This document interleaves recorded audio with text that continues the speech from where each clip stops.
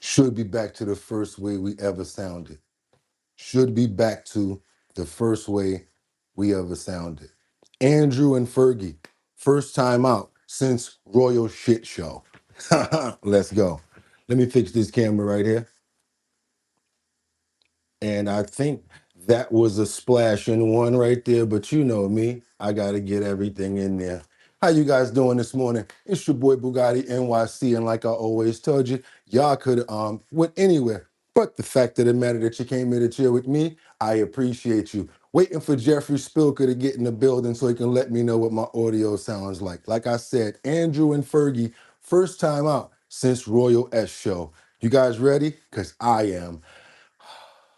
Another day to try to bang that nail and get it right. What we doing over here with this audio? Okay, cool. Okay, okay. So as soon as Jeffrey Spilker get up in here, please let me know how we sent. There we go. I love you, bro. I love you. You already know what it is. Let's get these prayers in right here. Okay. Thank you, God, for getting our audio back and for having one of the best mods and the best brothers that you could ever have in the person named Jeffrey Spilker. Also, I want to pray for Batty Lynn. Luigi's in the building. Who else we got up in here? Mark Dorfman. I see who else up in here. I see Chris up in here. Who else we got? We got Casey, Liberty and Justice. Ooh, I don't know what that's saying. Ooh, something. Luigi, how you doing, Jeffrey Spilker? Again, really sending a prayer out to you. Rebecca Lon Yen Bueno. Love you so much and thank you so much. Who's that right there? Junior, Junior Rattle, Harlem, Junior Rattle. Okay, Harlem, 1648. I'm ready to go. Had to go, y'all. I'm sorry. Amen.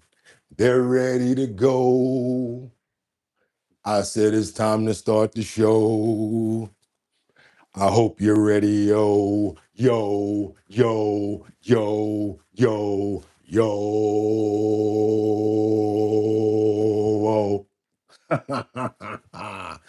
Wind it up. Wind it up. Wind it up. It's time to wind it for Thursday morning. I see my hearts. We back. We back. I see it. Doom, doom, doom. Come on, damn it. I'm ready for you. I'm ready to go. I'm not waiting no more. I'm turned up. Sound good. Crispy. Nice. Y'all already know what we're about to do, right? We got to open up those pores. We got to beat the drum on the big forehead and open up those drums. Pores. You got to open up those pores. For Thursday morning, y'all, we back. I'm so turned up, thank God. We got to open up those pores. Made it, Ma. Another day. That's right, you guys. Open up those pores. Some open up those pores.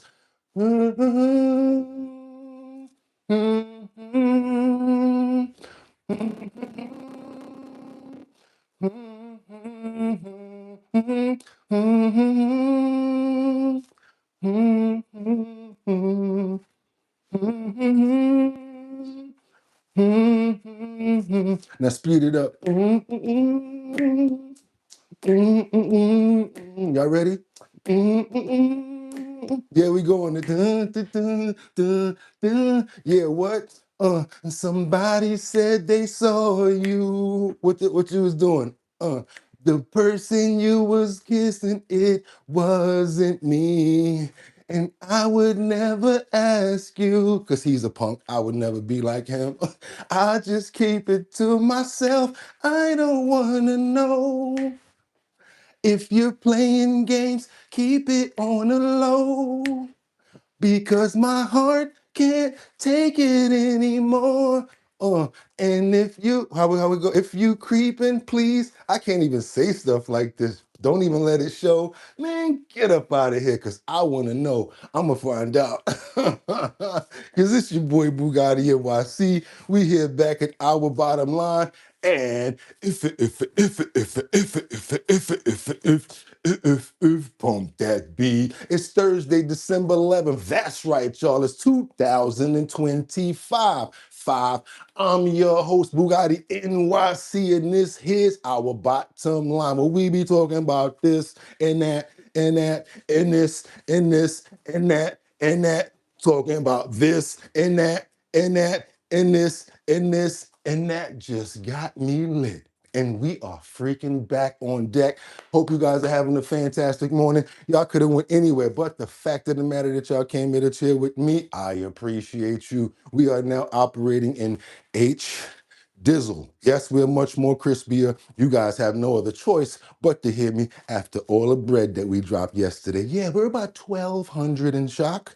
I'm not even talking about spendage. I said shock. Ooh, we had to go get the iPhone 17, upgrade from 128 all the way to 500. And guess what?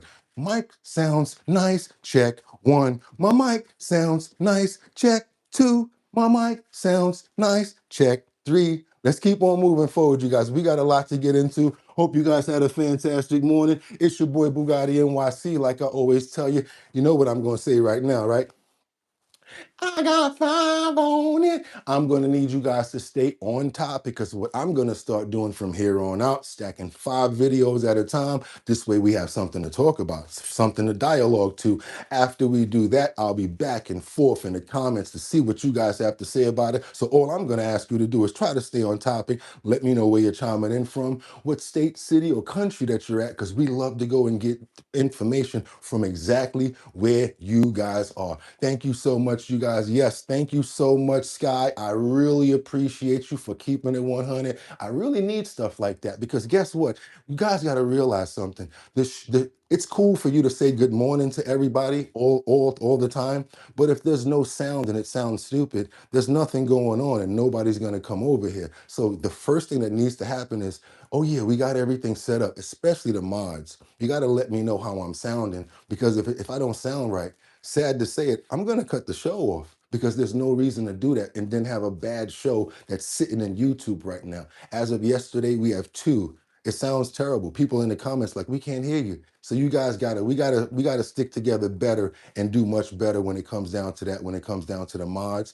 That's why I realize there are certain people for certain things. Casey, Liberty, getting people out of here, doing what you gotta do. Certain other mods that I have, but I need technical people, certain people that's really like, yo, your mic, I went and watched the other video and it sounds nothing. I need to know that so I can get on topic and do what I gotta do. I'm not standing here in these damn suits every day to have bad audio. I'm trying to turn up and do the best that I can for you guys. And if something is not working right, Bugatti, we got to get that right. Even if it means 2 days of shutting down to get it right. It's not about the comments. It's about the show. It's about us doing right and performing right. I strive for perfection when it comes down to being the best that I could possibly be. I don't take no less and no excuses.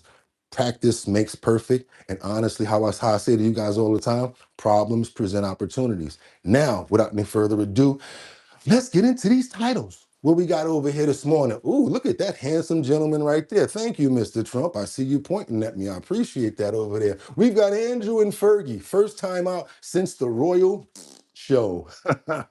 What show am I talking about? You guys know. You guys have been getting tired of it. Some people are in the comments and saying, Bugatti, why are we still talking about this? Even though we started it 7 or 8 months ago when nobody else was interested. We've been stacking the deck, doing homework, going back and forth. So you know what? We're riding this one out. So the people that don't want to see Jeffrey Epstein stuff about Andrew, I get it. Just pause for those 6 minutes or so, and we'll keep on moving on to other stuff. But there's a lot of people that do want to see it. So let's keep on moving forward, you guys. So let's get on over to the Texas Representative Jasmine Crockett, who announces her run for U.S. Senate. There you go. My little pony, big hair back. Mister, can I please get the whole big bag? She finally changed her hairstyle, so we can't talk about that anymore. Let's keep on moving forward, you guys.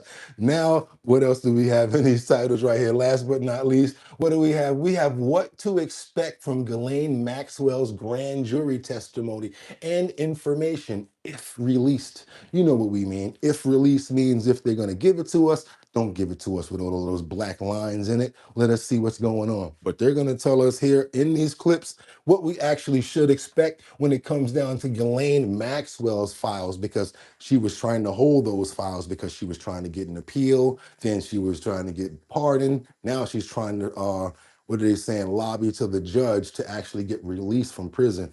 Without any further ado, I got a lot of making up to do. Let's get to work, you guys. Let's get to work. Good morning, everybody. Happy Thursday. Let's get to it. We're going to get right into it with President Trump, and let's talk about some money, money, money, money. Talking about economics and basically the worries and blames of Democrats at a Philadelphia rally. We got a lot to get into, you guys. Let's go. Time to work.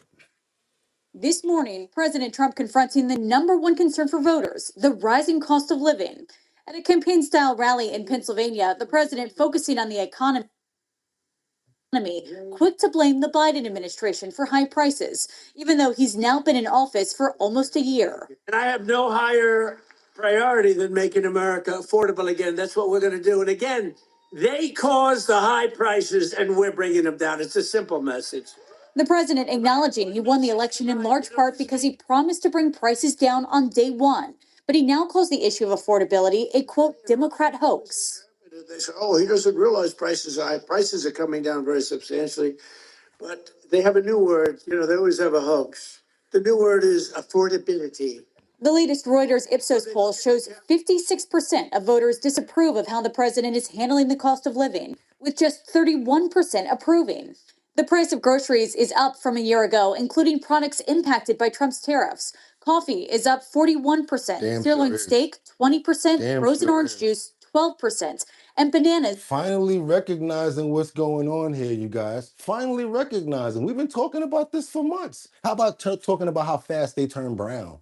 I got some in the kitchen I bought yesterday. They already brown. It's like you better buy one banana at a time, or you go in your kitchen and say, hey, who's gonna want bananas today? I'll be right back. Run to the store and buy the bananas that day and make them. Because if you put those bananas in your kitchen, I hope you like brown bananas. Let's go.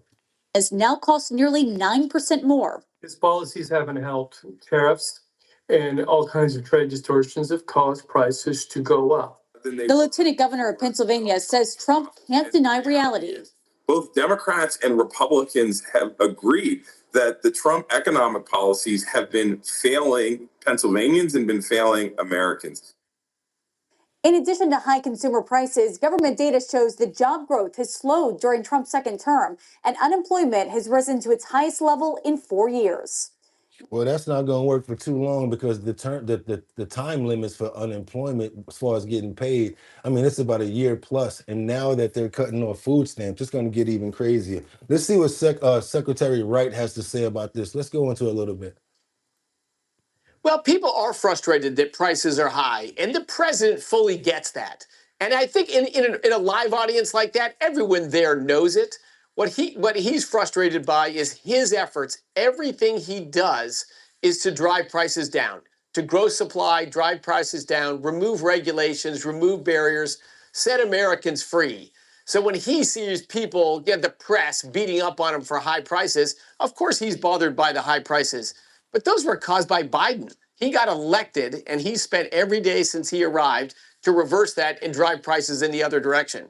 Some of that happens quick. Some of that takes some time. So we know that gas prices are a 4.5-year low. They're below below $3, first time in a long time. Are you priming the pump more this year than anything else? Well, gas is good, but are the things you're doing now going to be felt more next year than they were this year? They are. I mean, think of the train wreck that's the Biden electricity grid. They just wouldn't let anybody build anything that was reliable, that would produce electricity when you need it. They forced the shutting of coal plants, of natural gas plants. Heck, they were going to take down 4 large hydroelectric dams in Washington state. I mean, you can't make this stuff up.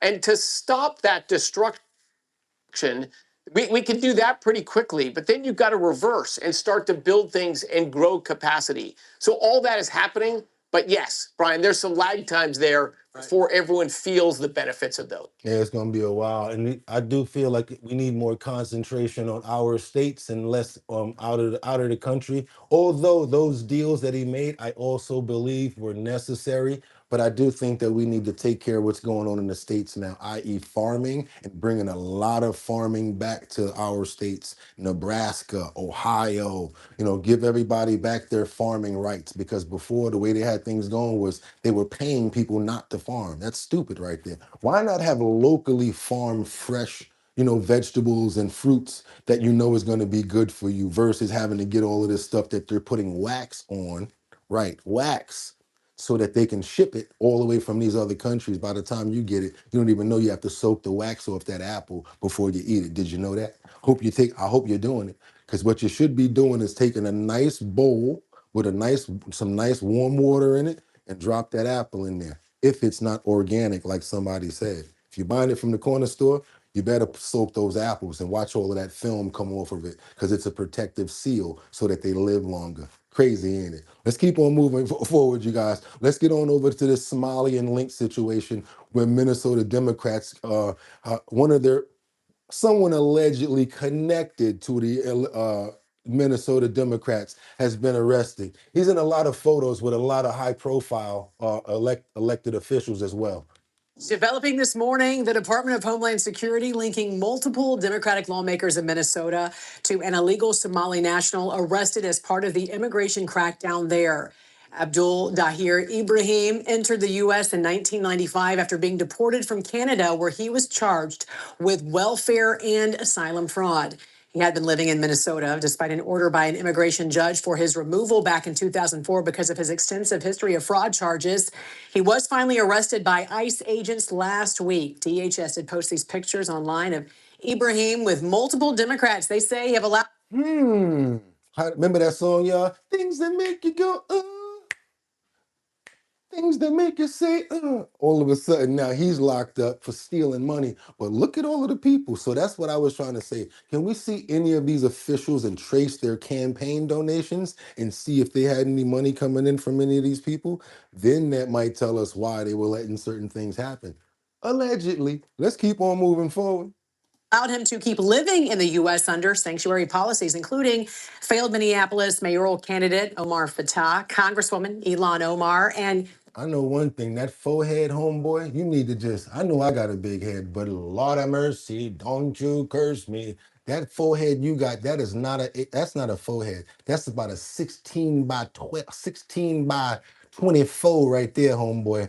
Whatever size hat you wear, it is definitely custom. You got to wear that right there to look like a regular stocking cap, look like a regular beanie. You got to wear Ilhan's hat.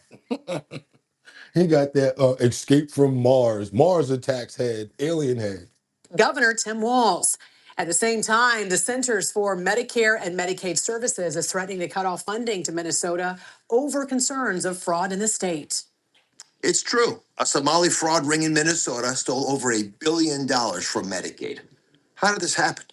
Well, Medicaid programs are run by the states, which in Minnesota means the Tim Walz administration.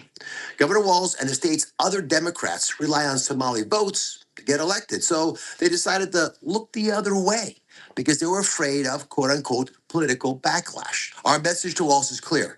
Either fix this in 60 days or start looking under your couch for spare change, because we are done footing the bill for your incompetence. Governor Walz is also under investigation by the House Oversight Committee. Last week, Chair James Comer gave him a December 17th deadline to provide documents and records related to the investigation. Show me the money, Tim. Show the money. Where the money go, Tim? We need to know.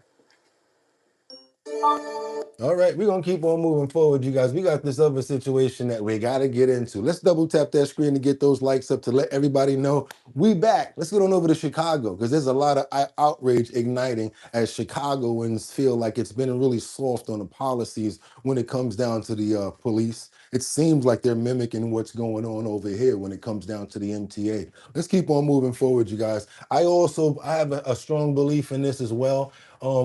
There's no excuse for like for what's going on in both states. I have to tell you. Let's keep on moving forward. The hot topic of the hour, the Trump administration is threatening to withhold federal funding from the Chicago Transit Authority if the city does not work to reduce crime on public transportation.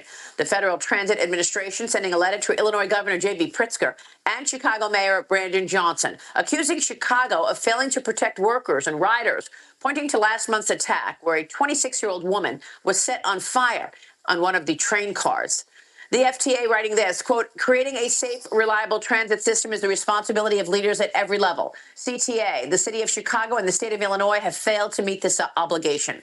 Governor Pritzker responded with this. This is the federal government threatening state and local government with taking away federal money for a purpose that they're not allowed to. But we have seen this before from Donald Trump. Let's talk about it. Amber, your reaction. Well, Yeah, you know I don't really want to hear from Amber, don't you? Because we don't really do that. I already this is know a policy what he's trying choice. to say. Thank you, but we got to keep on moving. Because I'm gonna be honest with you. I bet you put a burger in his face, he gonna do something.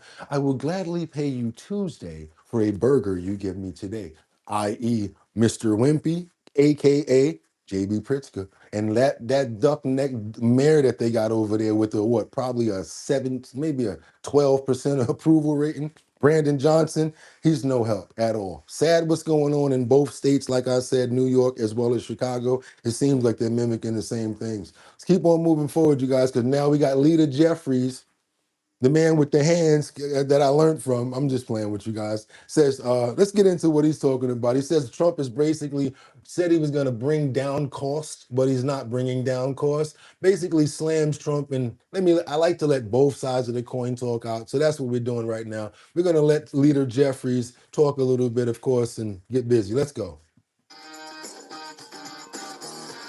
Welcome back to Morning Joe, 34 past the hour. Keep on moving forward, you guys. Double tap that screen. Let's get those likes up. Hopefully you come back on. Let's go. Come on. Don't got no time to play around. Democratic leaders say yesterday's classified briefing on the Trump administration's strike on alleged drug boats was very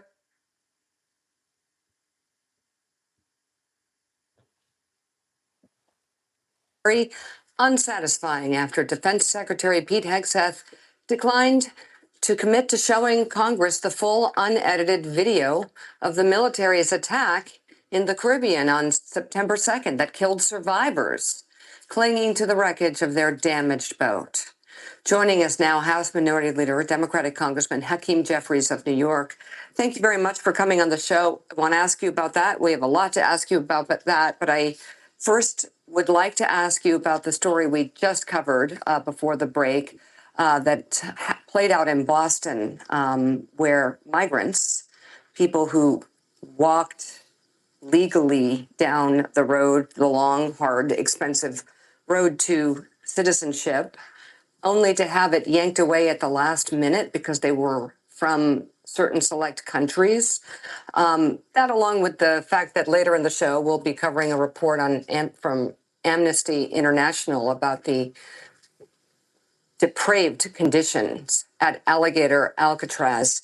What do you have to say? And is there anything that you can do about what is happening to these migrants, especially those who have taken the legal route to become citizens of the United States of America and to take part in that incredibly emotional, personal, and American ceremony to become a citizen and pledge allegiance? You guys shut the hell up already. Well, good morning. It's great to be with you. It was a devastating day for people who are legal permanent residents. They've been living in this country lawfully, contributing to their communities, anticipating this incredibly important day, this milestone that's very consistent with, the American dream and the notion that we are both a nation of immigrants and a nation anchored in the rule of law.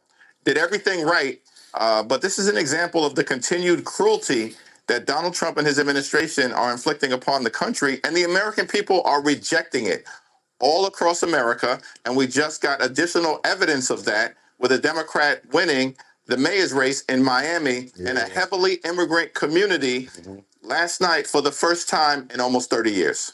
President Trump kind of get. Okay, but we got some other immigrants that's kind of acting up, Mr. Jeffries. We got immigrants like these two guys right here in New Jersey, these two twins that kind of threatened to pow the ICE officers on site from social media. Check this craziness. Developing tonight in South Jersey, a pair of twins are behind bars after they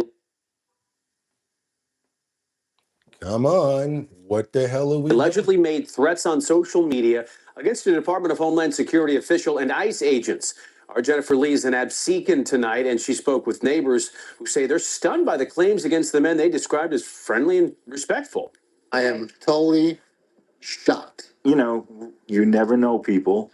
Things happen, but it's just a shock to us that it would come from them. This Absecon neighborhood in disbelief after twin brothers Emilio Roman Flores and Ricardo Antonio Roman Flores were arrested. The large law enforcement response captured on cell phone video. The twins face federal charges for threats they allegedly made on social media. 5 o'clock in the morning, I had a SWAT truck in my driveway. I had dozens of people with assault rifles coming around the corner with a caravan of cars. The Department of Homeland Security executed a search and arrest warrant after the brothers allegedly threatened to hang Assistant Secretary Tricia McLaughlin and called to shoot ICE officers, quote, on sight.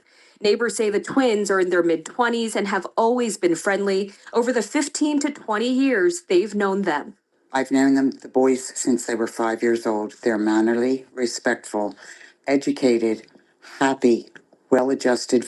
The whole family are beautiful people. They would come over here and shovel my walk with the snow because I can't. I put a new fence out. They would come out and help me put the fence in. And the father has been a great neighbor.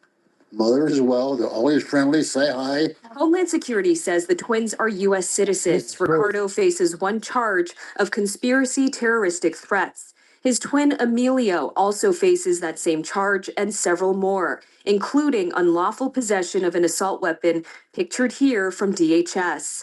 Look like something from Red Dead Redemption right there, boy. I don't know what that is over there. If anybody can tell me what that is right there, I mean, because I know that's some kind of ot gun right there. Ot pow. But that right there, woo. Neighbors say they're thinking of the twins and their hardworking family. Don't get they in know trouble. they have good kids. Get it out of there. Maybe it's just something stupid they did and it'll work out. I don't think they're going to kill anybody, that's for sure. The Department of Homeland Security says ICE law. So what they doing with them big old, I'm talking about them joints is like Terminator. Oh, but we ain't gonna do nothing with this. We're just nice young boys. Sound like some sleeper cells to me. Enforcement officers are facing an 8,000% increase in death threats due to extreme rhetoric. The acting ICE director saying in response to the threats, if you threaten our law enforcement or DHS officials, we will hunt you down and you will be prosecuted to the fullest extent of the law. They're a beautiful family. It's a crime what was done to them. We talked to a family member of the brothers over the phone who tells us they are working with a lawyer and have no comment at this time. They're going to mess around and investigate that whole neighborhood. Y'all keep on putting out comments like that. Oh, so they nice people. What's your name again? Let's get this bitch name over here. Oh, Stewart, right? Yeah, Alice Stewart. Okay, cool. What's your name over there? Karen Johnson? Yeah, Karen Johnson. Get her number. Get her shit too, because they might be down with it. Talking about they nice people. Y'all see them? They had some long ones right there, boy. We got to keep on moving over to Texas, where one of your favorite people, that's right, Jasmine Crockett, she announces her run for U.S. Senate. That joint right there was, I'm talking about, man, what they about to talk to Terminator or something like that? What would you possibly need any sort of firepower, firepower like that for? Are you ready to go? Are you ready? All right, Texas. Let's get down to. She got a new hairdo. Stop playing. I'm telling you, looking more like Janet Jackson than Jasmine Crockett. Do it. Control. I know y'all are ready to hear some good news, and some of y'all already heard it before you even got here. Yes, it is true. I am running to become your next United States Senator from the state of Texas. Anybody? I honestly can't put into words what it means to me. There you go, Liberty. A lot of people think that making decisions like this, you take them lightly. Wait a minute. Why is no one clapping? I'm here to tell you that I understand that there's a responsibility.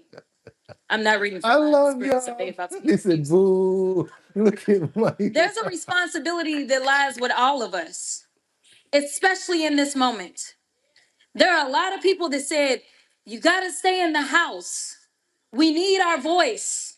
We need you there. And I understand. But what we need is for me to have a bigger voice.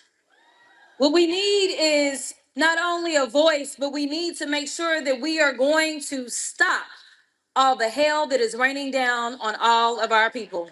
She's a good female preacher. I caught that. She said, I know you want me to stay there for that, but what we need is what she really trying to say is what I need is more money, more money, more money, more. Because if I'm a senator, I can make more bread. Come on, Jasmine. We know what the deal is. And you can do bigger TikToks and all of that. Little TikTok videos that you do. Come on, let's go. And I know y'all probably ain't gonna like that, but we know the deal. She spends a lot of money. So when being a senator, it would help boost her dough. She complains about that a lot. So over the last couple of months, I've been thinking about our future. Where do we go from here? Our future. And obviously, I've been thinking about Texas. You've been thinking about your I thought about future. my classmates from law school. One is standing right up front, Mr. Anthony Farmer. Okay, you guys, I will not take you through any more torment with this. I know we got a lot of her fans inside the comments, and I don't hate on Jasmine because some stuff she says, 9 times out of 100, I might actually agree with her. It happens like that. You can't not knock a person just for their politics, just for their views. But when they're in power, I guess you can because they actually can make laws and different things happen. Do your boy a favor, double tap that screen. Let's get those likes up to get these people knowing that we out here this morning and that we're working hard. Over to Los Angeles to another one of your favorite people. That's right, none other than let's talk about the massive crisis that's interrupting and that's making Gavin Newsom look pretty bad right now. I always say Gavin, and you guys say the other thing. I say Gavin, you guys say the last name. Because we haven't been over to Gavin, to Cali for a while. We got to run up and see what's been going on over there. We got a deficit that's a crisis that erupts in billions of dollars with non-citizen benefits. As you guys can see, as once Minneapolis found out that all of that money was being taken, they started doing investigations in other states as well. So right now, let's get on over there and get that taken care of as well. Let's go. Threats. Me on $1 billion problem, Gavin. Well, and they were also going to give transgenders 26 or something. Yeah. Band-Aid on $1 billion problem, Gavin. well, and they were also going to give transgenders free surgery. The whole Gavin Newsom experiment is just laughable. We could pick out 10 million different items. Unbelievable. We've been hearing Democrats say for months over this healthcare fight that no illegal immigrants are getting Medicaid benefits. Well, California gets reimbursed by the federal government, and what happens is the illegal immigrants use the emergency rooms as their primary care providers. They go there for every medical issue they have. So not only is it more expensive on the front end, but they're not paying it. The American taxpayer is. Right. And the point is this is also taking away resources for American citizens. Exactly. It's taking away money from American citizens. And look, this has been going on for decades. Just to say this, the illegal population, this has gone on in Arizona for years. They walk into the hospital, they're in labor, and you're served. And California has a huge deficit too. That he needs to figure out the shortfall, but this isn't a California. Certain people from certain countries don't understand certain things, especially if the money is not coming out of their pockets. All they know is don't be fronting like y'all don't be calling police. The most gangsterous person on the block, yo, you know what I'm saying, whatever. Soon as you get into it, police, it was him. So don't even try to act like y'all all hard or whatever like that. Y'all know what I'm talking about. Don't even try it. Call police, want to call the ambulance for the smallest thing. You don't understand how much it costs to call the ambulance. That's why a lot of people like us that really work and have to pay that $500 to $800 back for that charge. We will walk or take a taxi to the emergency room if we have to, because also we do know that when you go to the emergency room, so much stuff is more expensive. So if they're abusing the system like that, I mean, they look at me like, why are you coming to the emergency room for something like this? Meanwhile, they up in there like, oh, my thumb's hurting. I just fell. I scraped my knee. This is not a what do you call it? Like one of those urgent cares. Go to urgent care for that. But you know what? When you don't have paperwork and when you're not legal, they have to take you at the hospital as well. Let's keep on moving forward, you guys. Problem. I mean, as you said, Arizona, but Colorado, huge problems, same situation. So, as you said, this is just a Band-Aid. When they abuse resources, it hurts everybody, especially like the resources that someone else can be using or not using. Because if you don't use the resources, that means that the money's still there to work with. Let's keep on moving forward to Baltimore. Well, we got Mayor Scott who's struggling to detail how he spent all of this youth funding money. So far, I see about $1 million missing when it comes down to this money being missing. It's like every single state, once they start peeling that onion back, they peel the onion back, they find more and more missing situations. Baltimore City Mayor Brendan Scott's office is struggling to explain how it received and spent money from the taxpayer-backed Baltimore Children and Youth Fund. Patrick Huff has the latest in his investigation into how Baltimore City nonprofits spend taxpayer dollars. You cannot have money just disappear.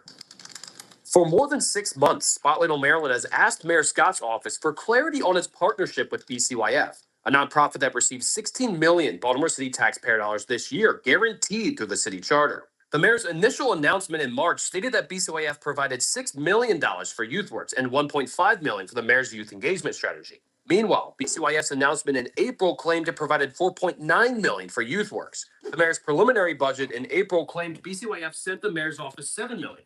And city officials testified at city council hearings in June that BCYF's YouthWorks funding was only $3.9 million. We identified some unanswered questions about this partnership that we hope to resolve in a public information request. We asked Baltimore City for documentation of all the money the Mayor's Office of Employment Development received from BCYF and how it spent those BCYF funds. Now watch this. In response, the Mayor's Office provided documentation of $4.8 million spent on the YouthWorks program that organizes paid jobs for teens and adolescents over the summer. However, there was no documentation of how the remaining money was spent. This is not, the 1800s where we're supposed to be paying cash for $1 million projects. That's Mike Watson, a director at the Capital Research Center, who tracks ties between governments and nonprofits.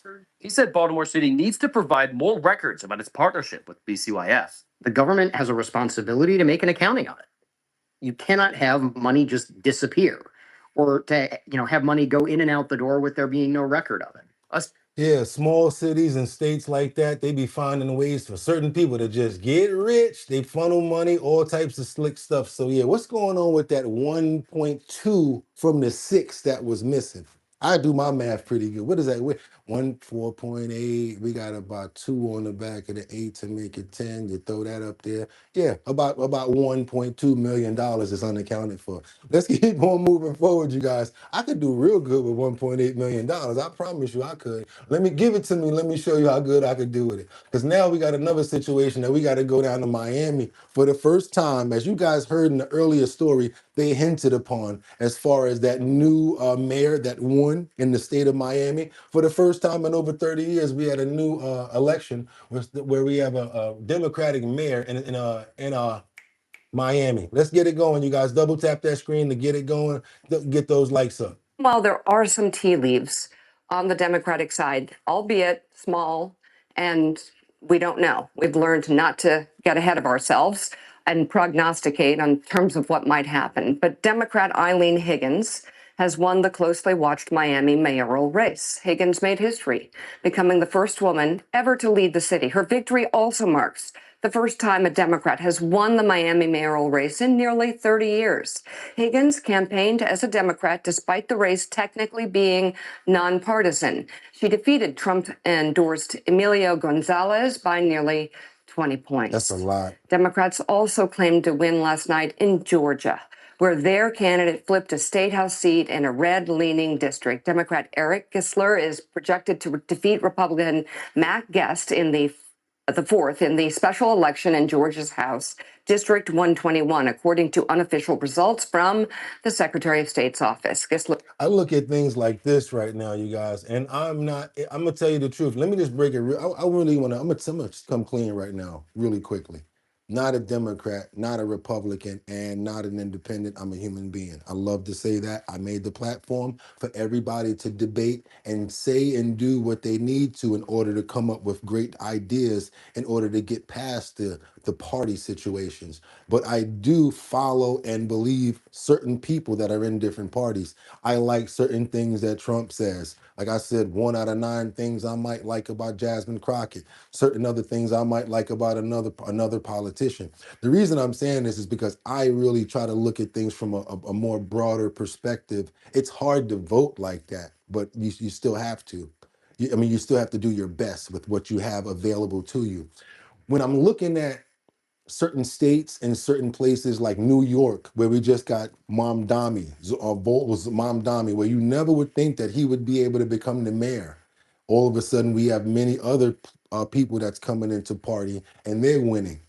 When you're looking at Jasmine Crockett, a lot of people are laughing, thinking that she may not win. But with the state of what's going on with the country and with the with politics, you never know. And that's why I look at it like this, and this is the part I really wanted to get to. I think that we only maybe have about a couple of more years. If you're a Republican, you better get your stuff together. They coming. And once they get the party and stack that deck, a lot of these things are going to go right back to the party and what they wanted to do before, i.e., trans stuff you're going to start to see in 5 or 6 years, because Trump's not going to be the president forever. And then about 7 or 8 years, they're going to start reintroducing other things depending on who's in leadership. So if you're really concerned about what's going on, that's what you really need to be thinking about. And what amount of timeline? You got about 3 years, 3 or 4 years before you figure out what you want to do. To be honest with you, I'm scared to death. Like, oh my God, where am I going to be doing in 4 years? I might just get up out the country. If they take it back over and start all of that trans stuff and these flags and all of that crap, and it's going to get so worse, what the hell are we going to do? And if I'm wrong, please talk to me about it, because that's the reason I want to. Those are the things that I want to have a conversation about. I would love to talk about stuff like that, because that's the stuff that we need to be getting. We have to talk about. Let's keep on moving forward, you guys. And if y'all appreciate the content, let's double tap that screen and get those likes up, because now we got to get on over to the chaos that's erupting in Brazil as deputies are forcibly removing speakers from the chair during this protest. And this is something that happened during the open forum. Check this out, you guys. I don't understand any of the language that they're speaking, but as you can tell from what's going on here, there's a bit of chaos going on in Brazil. We always try to go to many different places to bring news from everywhere, because that's just what we do, especially when we see some tussling and fighting going on. Now look at this fool trying to hold on to the microphone as they try to pull him away from talking. Like, what the microphone got to do with it? I'm over here. I'm such an audio freak right now. All I saw was like, yo, leave the microphone alone. Like, what are you doing? We're going to pay attention to the gentleman right here who they're trying to get up out of the house. They're trying to get rid of him. Check this out. Brazil deputy dragged from speaker's chair after dramatic protest in Congress. Let's get those likes up so we can get more people over here. I appreciate it, you guys. Let's double tap that screen. Let's go.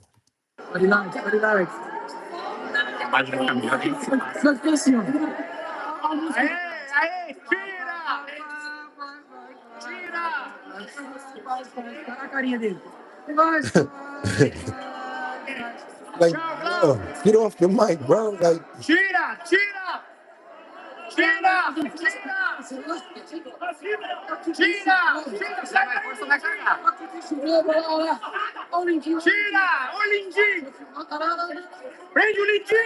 what the hell are they saying?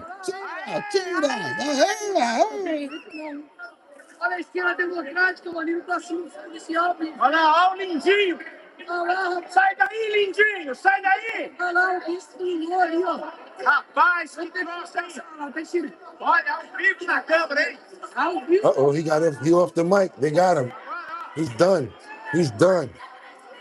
Uh-oh. Uh-oh.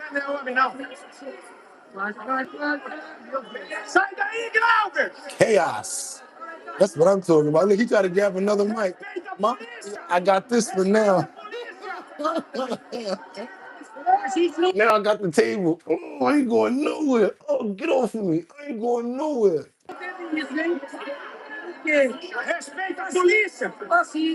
They literally trying to peel his fingers back off the table. This is bananas. I don't know what the hell they saying either. I'm gonna be honest with you guys.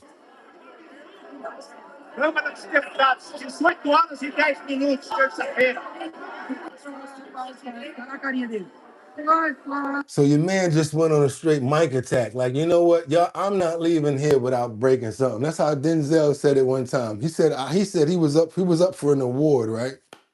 This is what Denzel said. This reminds me of that. Denzel said, I was up for an award, right? And Sean Connery was up for an award as well. He said, man, let me tell you something. When he was up there announcing that he was in the building, that I knew he was gonna win that award. He said, I was already like, let's get the coats. He said, I already knew I wasn't gonna win that category. So I was looking at family like, let's get the coats. He said, and as we left up out of there, he said, I see this little floral arrangement on the table. He said, I'm from, you know where I'm from. I'm from Mount Vernon. He said, I took that floral arrangement because my mother said we leaving with something. So Denzel, he didn't win the award when he went against Sean Connery. I think this was like the Untouchables or something like that. So he was like, I'm leaving up out of here with something, and left with the table decoration that was in the middle of the table. That's crazy right there. I love myself some Denzel. God bless you, brother, and your artistry and what you do for us. I appreciate you. Let's keep on moving forward, you guys. We got to go on over to Texas because what to expect from Ghislaine Maxwell's grand jury information. Yes, you guys, we getting into it because these details make a lot of sense. Let's go.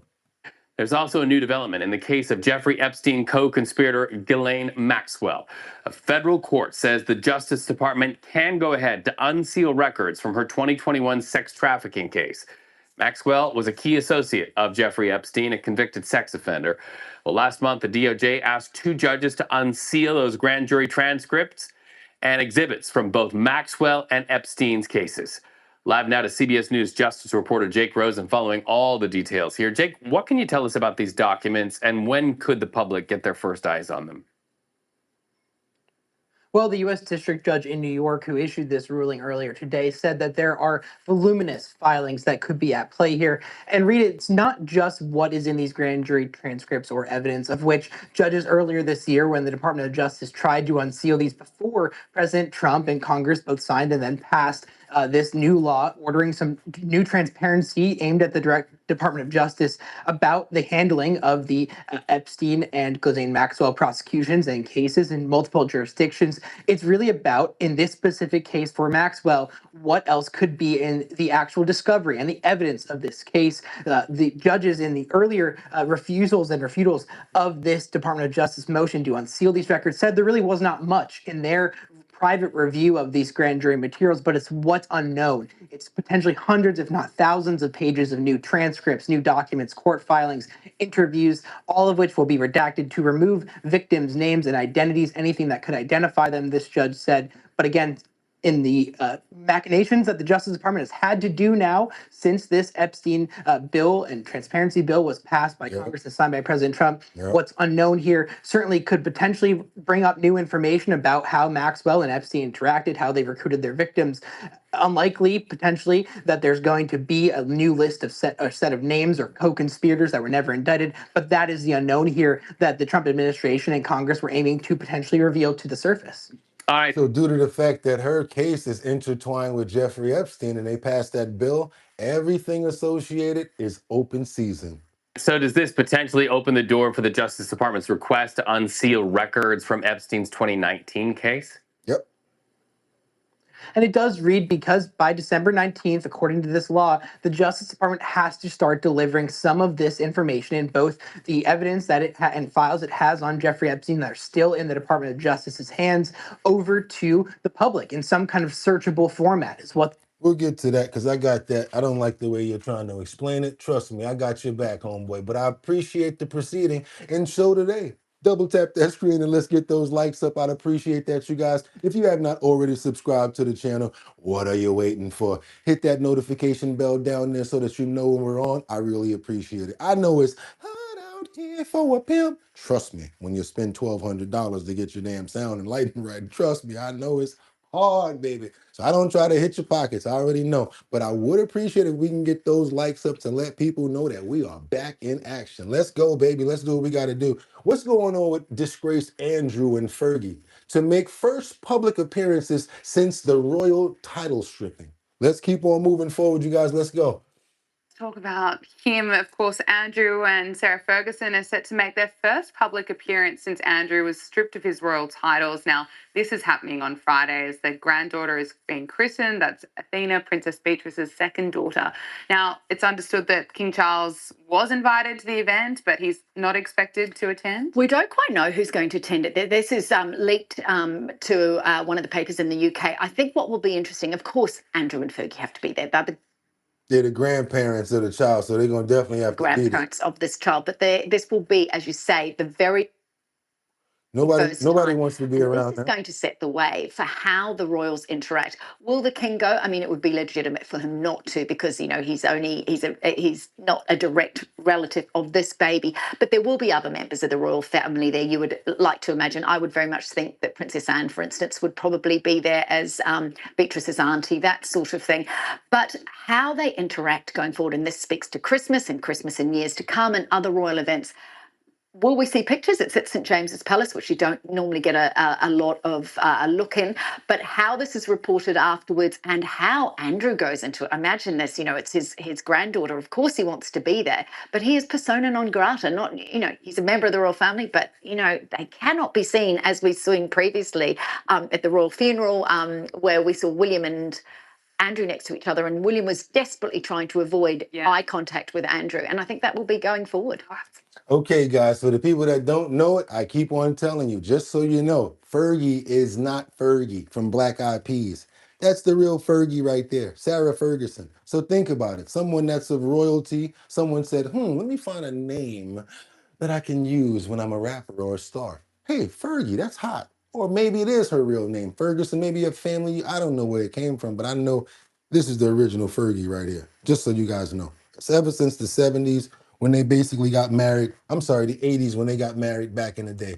Keep on moving forward, you guys, because we do have information on what? Epstein's turn now. Epstein, as the judge orders a release of the materials when it comes down to his 2019 number six trafficking case. Let's keep on moving forward, you guys. This is the other side of the coin and the reason why they're able to go after Ghislaine Maxwell's information. Also, with everything that's coming out right now, I think that this should solidify and validate the fact that Ghislaine Maxwell should not get a pardon. And all of this information which she was trying to suppress. Why were you trying to suppress it, Ghislaine? Because it goes against everything that you were basically trying to report to us and lie. That's how you do lie when you're doing sign language. That's how you do lie, right there. Why are you lying to us, Ghislaine? You don't want us to see these files, huh? Let's keep on going. And a judge is unsealing secret grand jury transcripts from Jeffrey Epstein's sex trafficking case. It's the latest in a string of decisions making case files public after Congress passed a law requiring they be released. Now the Justice Department is facing a deadline in just over a week to release all the Epstein files. Chief Investigative Correspondent Aaron Katursky is here for more on that. Hi, Aaron. So the judge previously said these grand jury materials are hardly revelatory. So what are you watching for when they're released? Well, the judge said the grand jury testimony was hardly revelatory. But remember, what the new law says must be released includes things like investigative materials and maybe even Jeffrey Epstein's finances or other people that they were looking at that may not have been charged or necessarily associated with the actual case against Epstein, but it could be everything that the Justice Department took a look at. So we don't fully know what's in the files. Maybe they are, maybe they aren't revelatory. But this is now the third judge to say that all of this material must be released to comply with the new congressional law. So what are the next steps ahead of this December 19th deadline? So it's a deadline, but there are some steps that even the judge's rulings say must be taken in order to protect the identities of victims. Because while many of Epstein's victims are largely supportive of putting out more material, they're also concerned that it could taint their reputation or bring them harm. So the judges have said that things need to be redacted to exclude victim names. And in fact, one of the judges who oversaw the material for the Maxwell case, Ghislaine Maxwell, he said that the U.S. attorney here in New York must personally sign off to certify that this material is properly redacted. All right, our chief New investigative information. correspondent, Aaron Told you. Petrovsky. Aaron, thank you. New information, you guys. I told you, we're going to keep on moving forward. We're going to keep on stacking this deck. Do your boy a favor. Let's double tap that screen and get those likes up again. If you haven't subscribed, why not? Become a member of the channel. It's a real fun thing to do.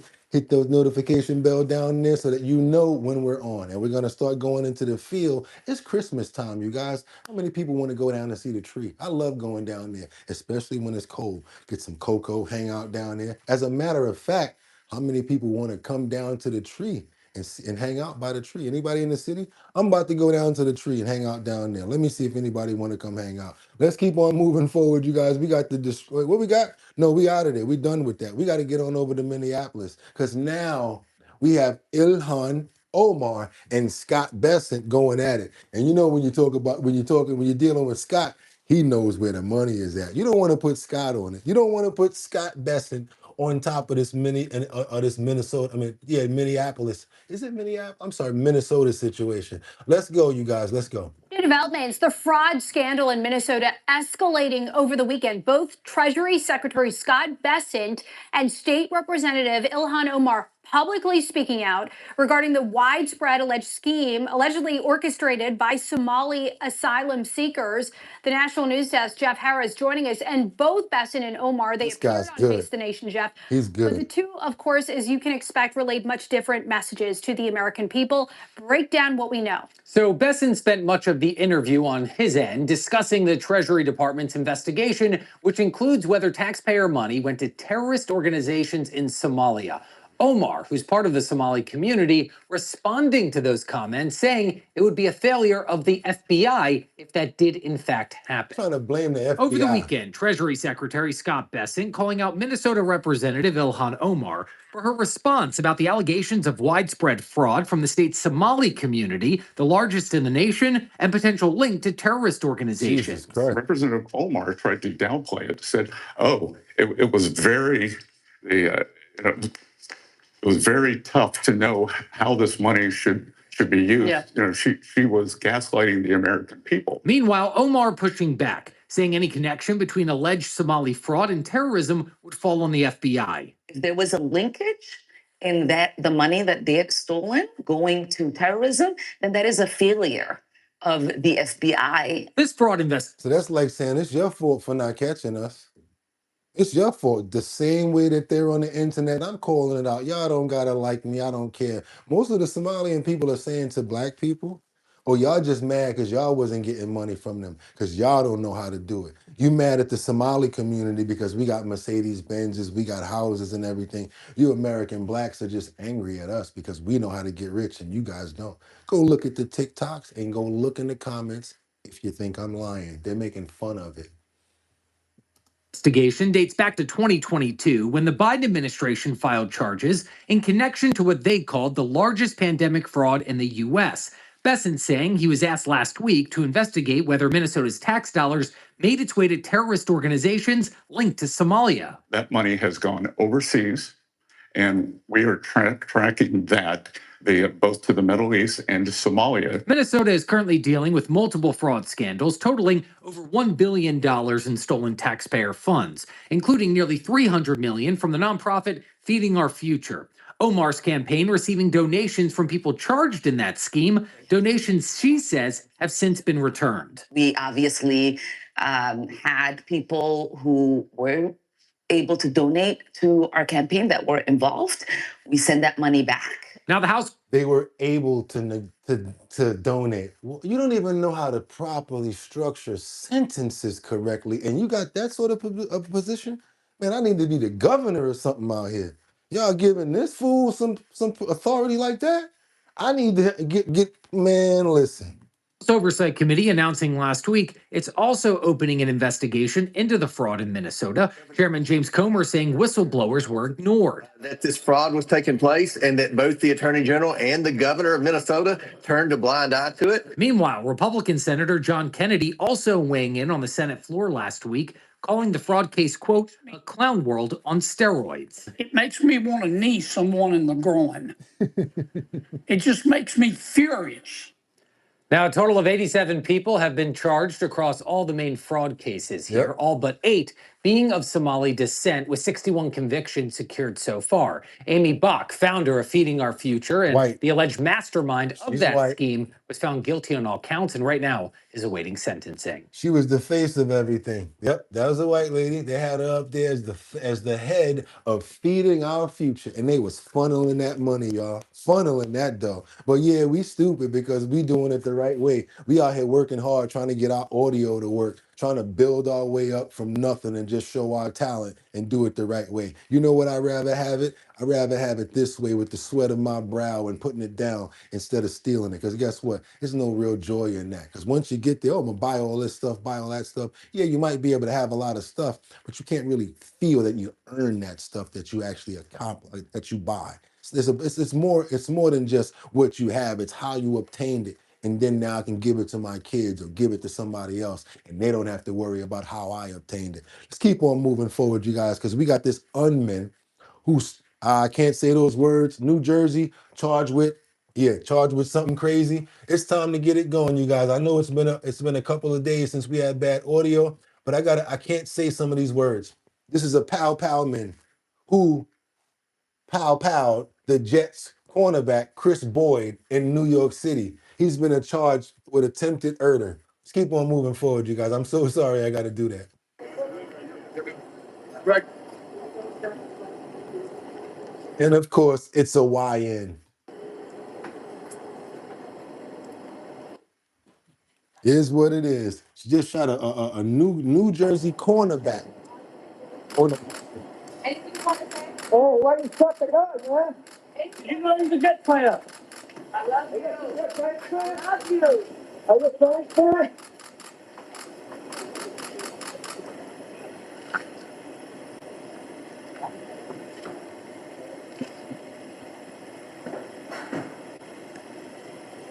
Luckily, they caught him, y'all. Luckily, he got locked up. Hope they don't let him out because he don't need to be doing that no more to nobody. Good work, NYPD. Good work.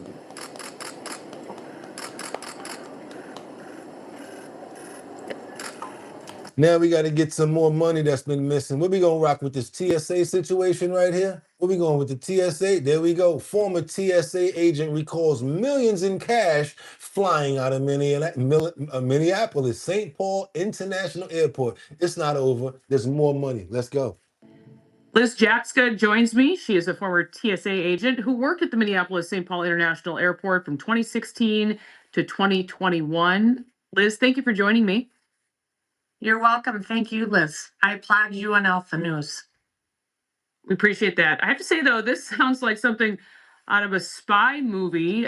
People going through security and getting on planes with suitcases filled with millions of dollars in cash. Tell us what you've actually seen as a TSA agent during the time you worked there. Well, I've actually seen a lot of things, but the most shocking is exactly that. I saw suitcases filled with millions of dollars of cash, and the couriers were always Somali men traveling in pairs.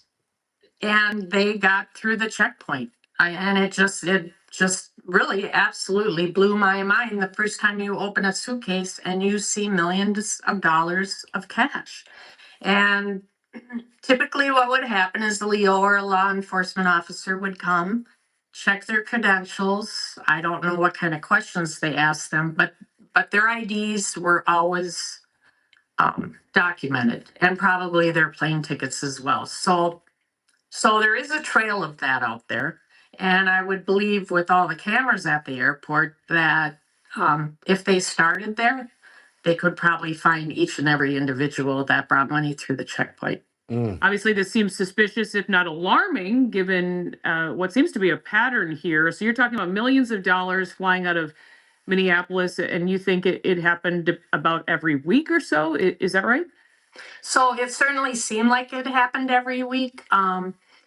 The suitcases came in, and it was always, the MO was always two Somalian men traveling in pairs. Sometimes they both had suitcases, and So the process was, as a TSA agent, we would pull the bag and then we'd bring them to a private screening room and we would open the suitcase and make sure that that's all it was stacks of cash. And a Leo would come and maybe question them and for sure take a picture of their identification and I'm assuming their plane ticket. I'm not sure. What So about the money? there is a trail out there. Between that, I mean, it has to be documented somewhere, and all the cameras in the airport. I would imagine if they'd like to find all this cash, they should start at the airport. Yeah, y'all. They bold with it, getting right on the plane with it, y'all. Imagine how many people actually got through. Now that's crazy. Didn't even never thought about nothing like that. But she's a TSA agent who actually dealt with it before. Exclusive story. Do your boy a favor and double tap that screen if y'all appreciate the content that you're getting. That's crazy, ain't it? Let's go. We got to get on over to this dramatic video that shows a plane krills gnashing and colliding with a car on I-95. This is a small 2-passenger plane, one of those small planes that you see flying. But the crazy part about this is no one ever expected something like this to happen while they were driving down the highway. Check this out, you guys. Let's double tap that screen and get those likes up. And we are now finding out more about why a small Come on. plane crashed onto I-95 in Brevard County. Incredible video from a viewer shows the plane touched down there on top of a Toyota Camry. Incredibly, the Florida Highway Patrol says no. The Camry just can't get a break, man. The poor Camry just can't get a break out here. That car ride really good, too. The Camry ain't no joke. One was seriously hurt. The National Transportation Safety Board says this was an instructional flight out of Merritt Island. The plane lost power in both of the engines, and now they're opening their own investigation. West 2's Brevard County reporter Megan Moriarty live near I-95 now with the very Everybody latest. getting Megan. sued, said AJ. Nancy Jesse, the NTSB, says that the pilot there was forced to make an emergency landing because of the situation. Part of their investigation, they're going to be taking a look at a number of things like the flight track data. They're going to be looking at the maintenance records of that aircraft, and then they're going to be looking at the pilot's license and its ratings as well. Now, we want to show you that video one more time. Like Nancy mentioned, incredible video, mostly because most of the folks who were involved there walked away with minor injuries in that incident. You can see the small aircraft collide with that Toyota Camry. The driver of that car is a 57-year-old woman from Melbourne. She was taken to the hospital with what FHP is calling minor injuries. According to Florida Highway Patrol, the pilot and passenger in the plane were both 27 years old. Neither had any injuries. We also want to show you some video from Chopper 2 over the scene after the crash happened. You can see the mangled plane and the extensive traffic backup near mile marker 201. This is in Cocoa, south of King Street. Now, we spoke with the driver and his son who took that incredible video. They were directly behind that Toyota. Take a listen. We're thinking, oh, it's trying to make a safe landing on the highway. As boom, front tire just goes right onto the car that's right in front of us. It was so scary. The debris started coming at us, and we had to swerve out of the way, and get to the side of the road real quick. They have a dash cam. There are 3 agencies involved in this investigation: the FAA, Florida Highway Patrol, and then also NTSB. NTSB says that its investigation could take at least 30 days. They are asking anyone who has video of this incident to please email them, and we have that information on wesh.com. Covering.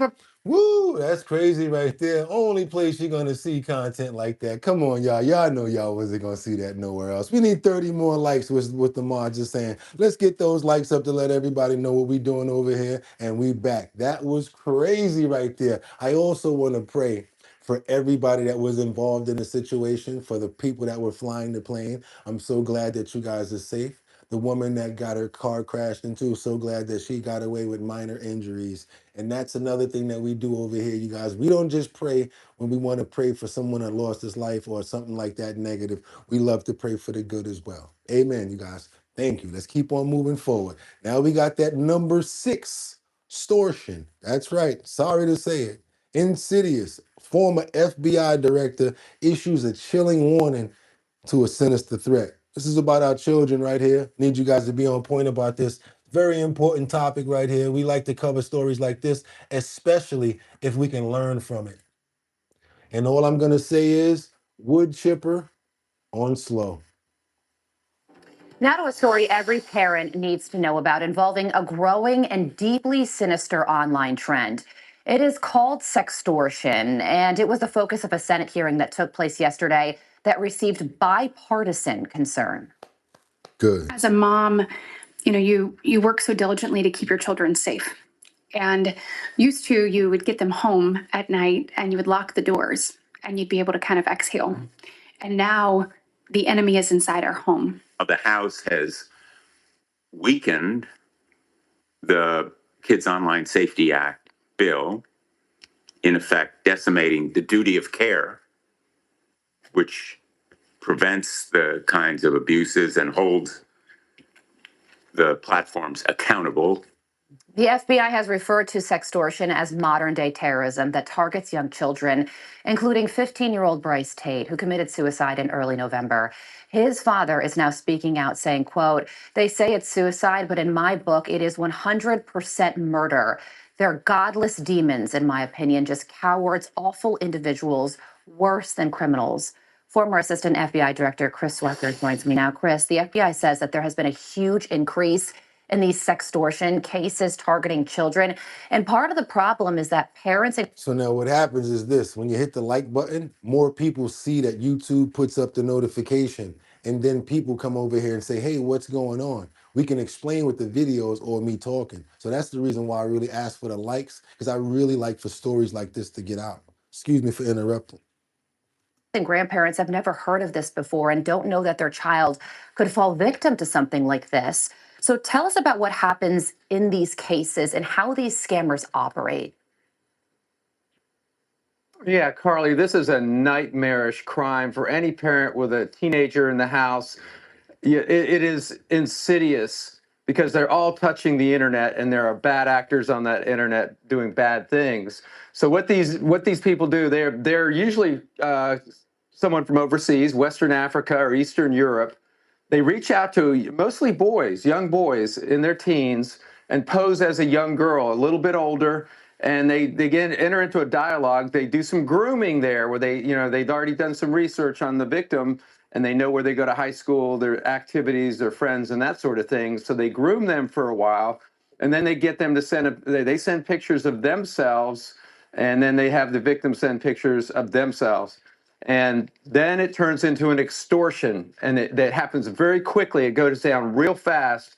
They create a sense of panic. There have been over 30 suicides over this, and the FBI has had over 13,000 reports of sextortion. So as it escalates, they extort money, and if they don't send money, they really start pushing them actually to commit suicide. They make them feel worthless, and it's sort of part of the pressure tactics that they use. So it's an insidious crime. Parents really need to educate their teenagers and their children. I want to go into that a little bit while he's still talking. What they do is they say, with those pictures that you sent me, I'm going to send them to your friends. I'm going to put them all over the internet to embarrass you. I'm going to do this, do that, do this, do that, to make the kid feel like I don't want nobody to see me because everybody's going to see me like that, and I'm embarrassed. We're thereby making them do what he just said. About how this goes down, it's critically important. Tamia Woods spoke at the Senate hearing yesterday on online safety for children. Her son was 17 years old. His name was James. He was 17 years old in 2022 when he committed suicide after falling victim to sextortion. Take a listen to what she had to say. What I would say to children is be vulnerable one more time. I don't care what it is. You speak up, you say something, you stand up for yourself, because we can make sure that we have your back no matter what. I would give anything to have my son back. And he was described as a standout athlete and a happy kid. And it took just 20 hours, Chris, from James going from perfectly normal to this happening to him and then him taking his own life. And the FBI has its focus on a sextortion ring known as 764.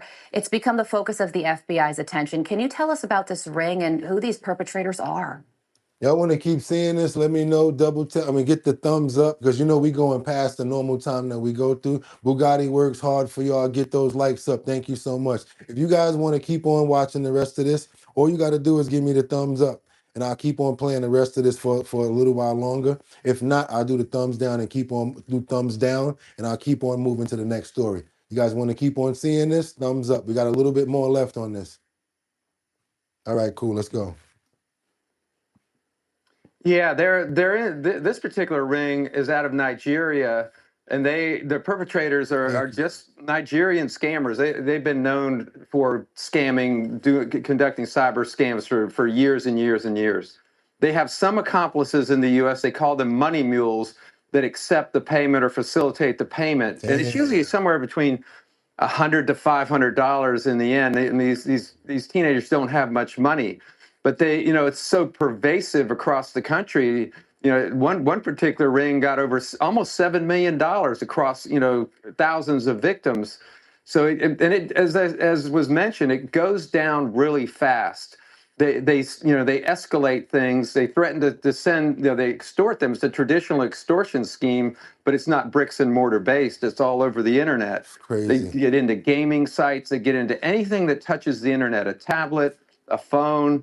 And again, this is something that you really have to bring up with your children. I talked to my grandson about it last night, and it was an embarrassing topic. They don't want to talk about it, but you have to get them aware. Awareness is the biggest defense here. We got to look at the kid and say, look here, if anybody ever tell you anything about it, just go there naked and you wind up sending those pictures. If you feel a certain way, don't even worry about it. We're going to work it out with each other and find a way to deal with this. And honestly, the next time you get in contact with them, we're going to take a picture with me and you together, with me and my parent like this in the picture. And the next comment is going to say, we're looking for you. We know what you're up to. Go ahead and put the pictures up. Straight up. That's the support that I want you to understand that you have from me. Because the last thing I will want you to happen to you, son or daughter, is for you to lose your life because of something like this. You got to just come out straight up and down and tell them. No BS, just exactly what he said. I love it. We'll keep on moving forward now because we got this one of the largest meth busts that we got going on in New York right now. Let's keep on moving forward, and that is a very serious topic. Extortion, exactly, with the S on the front. It's very important, and we gotta care for our kids that way. Let's go. We got these federal agents that make this one of the largest. I'm talking about when y'all see how they was able to get this F inside of the state. Man, listen. Maybe I get a double tap and a like when y'all see this. Let's go. Let's keep on going. An old drug continues to make a new comeback. We're talking about methamphetamines. Federal agents in New York City making the largest meth bust in recent history. And the way it was smuggled into the area is something that they haven't seen before. Investigative reporter Dan Kraut joins us with more on this exclusive story. Dan? While large fentanyl seizures are down, cocaine and meth is on the rise in our area. We first reported on the increase this summer, and this bust here is proof. The cartels are getting creative in how they're smuggling the drug into New York City. At first glance, this is what DEA agents saw when they stopped a tractor trailer in Brooklyn. Boxes and boxes full of papayas. But they say that's not the only thing the semi was carrying. How much is all of this worth? So this is, in totality, approximately $1 million worth of methamphetamine. 300 pounds of crystal meth. What's unique isn't just the amount of it, but how it was hidden. This is one of the most unique smuggling methods that we have seen in recent memory. The special agent in charge of the DEA's New York division says the smugglers sawed these holes in the wooden pallets and hid the drug packets inside. The organization, in this case the cartel, used a lot of ingenuity and skill to essentially secrete these kilograms inside of the pallets themselves. And so they were hidden from the naked eye. Agents say they've traced the drugs from where they were discovered in Brooklyn all the way down to Mexico, where the Sinaloa drug cartel operates, the same one formerly run by the now infamous Joaquin El Chapo Guzman. Which is one of the two most dominant cartels responsible for fentanyl and methamphetamine that's flooding into the United States and that's killing Americans. Before this bust, they've seized the drug in unexpected places, from luxury apartment buildings in the city to cars during traffic stops. It's easy for them to shift from producing fentanyl and shipping fentanyl into the United States to meth and cocaine. And what we're seeing is these organizations adapting to some of our investigative and law enforcement techniques. Meth is highly addictive and cheap to make.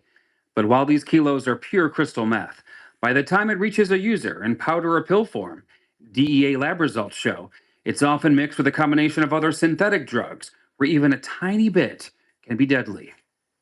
Yes, it can. New York City is a hub for the Northeast, and federal agents believe the drugs were going to be sold throughout the area. The man driving that tractor trailer, he's facing federal narcotics and weapons charges, Mike. That was a lot that they found right there, y'all. He got a lot of time on his hands. And yes, that's going to be a federal charge for him. He's definitely getting fed on that one. Woo, let's get on over to where we going. We got this doom, doom, doom, doom, doom, doom. Doom, doom, doom, doom, doom. Doom, doom, doom, doom, doom, doom. Ice, ice, baby. Get him. Yes, we got these ICE agents that's pepper spraying protesters that are blocking the deportation operation in the Somali community. You already know how they do. They get behind them and beep, beep, beep, beep, beep, beep, beep, beep, beep, beep. Try to stir up a lot of controversy and a lot of crap. Let's cover this story real quick. Why? Because it happened 21 hours ago. Real story, you guys, about these ICE agents. And I say these people out there in the freezing snow doing this, they got a lot of cojones. Let's go.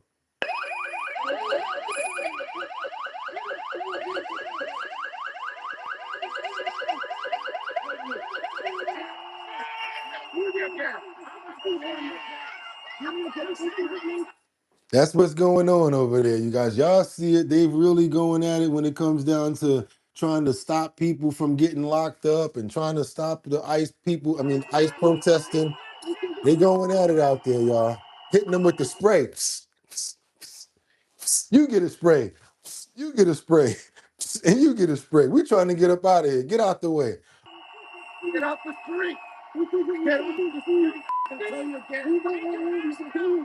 You got sprays? I'm fine, yeah. You okay? No, it's not okay. There you go. I bet you walking. Yeah, I bet you're leaving them alone now, though. I bet you leave them alone now. Uh-huh. Yeah, look. So he said, you see the people in the street talking about, they're spraying us for no reason. That ain't no reason right there. Get the hell out the road. We got work to do. You get a spray. You get a spray.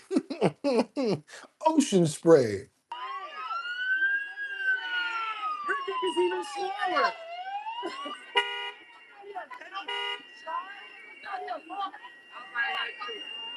Yeah, I bet you back up now and give them a perimeter. Everybody just want to take out their phones now, like, yeah, I'm saying your kid. Yeah, that's what you should have been doing in the first place. We call it peaceful protesting, not getting up all in people's faces and making noise and doing all of that stuff because you're trying to push that fine line between seeing if they're going to knock your head off with a nightstick so you can charge somebody. We not stupid. Don't try to become no hero out here. Let's get on over to California, you guys. Are we going over there? We got the seventh person that's been arrested on one of our follow-up stories in California in that armed rules robbery. Let's keep on moving forward, you guys. Oh, y'all know it ain't over. We keeping it moving on the show today. We got work to do. We got to fix up a whole lot of work that we were supposed to get done. So we got to keep on moving forward. Let's go. Well, tonight, 7 people behind bars accused in a violent home invasion robbery in Orange County. Got the last CBS LA assignment editor Mike Rogers is at the desk. And Mike, the robbers were allegedly after cryptocurrency? Yeah, a really elaborate scheme, according to the Orange County DA's office. 7 people now in custody. You saw 6 of the mugshots. The 7th person was just arrested and is being held in the Clark County Detention Center in Las Vegas, awaiting extradition. Here are their mugshots again. The Orange County DA's office says in the middle of the night, 7 suspects went to a home in Irvine. 4 of them went inside of the home and violently tried to rob the homeowners, including tying them up. The DA's office says that there were people inside, both adults and children at the time, and says the suspects were after cryptocurrency, trying to steal millions from them. Now, while they won't say exactly how they plan to do it, they do say that this is something that is becoming ever common. This is something that we're seeing more and more of. This is basically virtual money turning into real life violence. And these cryptocurrency kidnappings are happening in multiple countries around the world. They tried one. Oh, it was about. I think it's one of our first stories that we broke on 21st Street or something like that in Manhattan, about almost maybe 9 or 10 months ago. In that second story brownstone, where that one man was tills-nied up, they tied him up. What they try to do is they try to get your device or your Bitcoin token information. Because once they transfer it, they got you. It's really hard to get that money back. It's really hard to track it. And you can't get that money back unless you go to their account and send it back that way. Once they get you, it's out of there. And it's kind of untraceable. Let's keep on moving forward, you guys.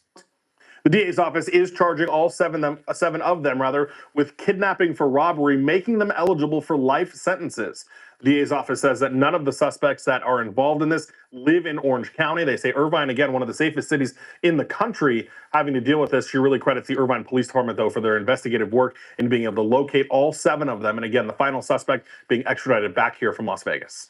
And just because somebody's coming over here and it seems like they're an asylum seeker and they seem like they're trying to get their paperwork and do things the right way, doesn't necessarily mean that's how these people are. Taking case in point, these 2 guys right here. Just looking at their faces, they look like 2 innocent guys, right? Look innocent, don't they? Thank you so much.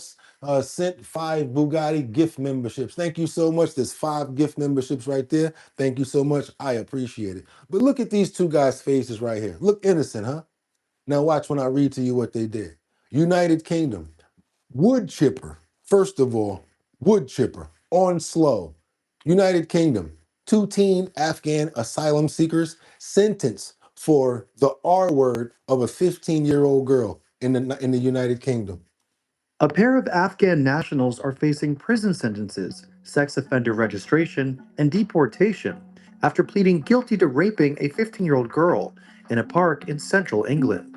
According to police, the disturbing attack happened in May when the asylum seekers, Jan Jahanzeb and Israr Niazel, both 17 years old, steered the 15-year-old victim away from her friend group in Leamington Spa in Warwickshire and brutally raped her in a park. Grainy surveillance footage released by the Warwickshire police showed the 2 asylum seekers on either side of the victim, guiding her away from her friend group before launching the attack. Prosecutors said the 15-year-old boys brought the victim, who was out drinking with her friends, to a, quote, den-type area in a park known as the Newbold Common, where they pushed her to the ground and assaulted her. According to the BBC, more disturbing evidence was also played in court, including cell phone footage recovered by police and recorded by the victim, which showed her screaming for help and Jahanzeb covering her mouth to muffle the shrieks. The Sun reported that more clips captured by the teen showed her crying and begging not to be brought into the park. After the disturbing assault, the teen victim eventually escaped and was helped by a Good Samaritan who told her to call the police. LBC reported that one of the Afghan nationals' lawyers said the video clips were so disturbing that it would cause, quote, disorder if the general public were exposed to it. Jahanzeb was sentenced to 10 years and 8 months, while Niazel was sentenced to 9 years and 10 months. That's it? BBC reported that the pair will start their prison sentences in a young offenders institution and will be on the sex offenders register for life. Both convicts entered the UK solo as unaccompanied minors. Jahanzeb's lawyer said his client had tried 4 times to cross the English Channel in a small boat before successfully arriving in Britain in January. Niazel's lawyer said his client came to Britain solo last November to escape the Taliban. According to Reuters, Jahanzeb will be automatically deported after serving his sentence. Yeah. A judge said she'd also recommend Niazel eventually be deported as well. Get the hell out of Recently, a dangerous spate of migrant crime has made headlines in the UK, causing a stir on the island nation and on social media. Crazy, man. 9 years for that? They should have got at least about 20 years a piece for that so they can get out when they're about what? Let me see, they about what, 17? They should have been getting out when they was about 37 years old. They should have got way more time than that. But as you guys can see, they probably charged them as juveniles. And that's what I'm always talking about. When they charge somebody, they don't charge them right, and then they automatically deport them. Or they don't charge them and don't give them no jail time, and they just deport them. I say give them jail time over here, just like Sonny and Bronxdale did. Click, click, now you gotta stay. That's right, you don't get to go nowhere. We're gonna lock you up for a while, then we're gonna let you go home. But they needed to give them more stiffer penalties, and that was in the UK. Now we gotta get on over to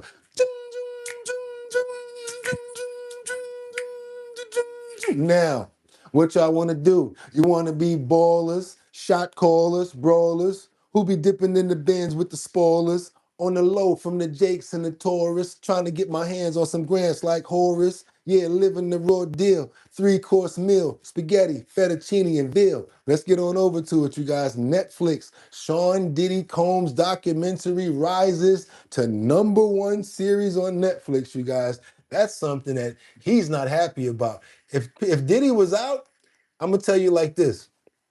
If Diddy was out, he would love this sort of promo. Not about what he's being promoted about. He would love to get this sort of, promo and everybody see what's going on. But this is the wrong type of promo right here. He don't want this kind of promo. And boy, it's box office promo, box office breaking promo.